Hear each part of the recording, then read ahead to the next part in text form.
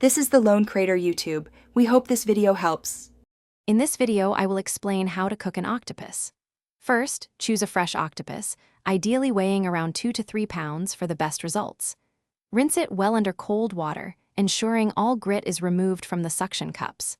Next, locate and remove the hard beak, found at the base of the tentacles, and gently clear out the internal organs from the head. Finally, pat your octopus completely dry. This step is crucial for achieving a beautiful sear later. Tenderizing is key to a delicious octopus, and there are a couple of excellent ways to achieve this.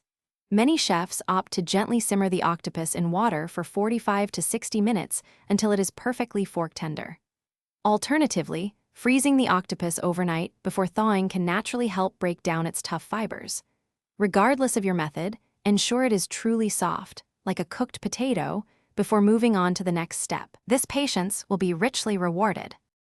Once tender, your octopus is ready for its final cooking. Grilling is a fantastic option, giving you that beautiful smoky char. Just brush the tentacles with olive oil and grill for about 3 to 5 minutes per side over medium-high heat.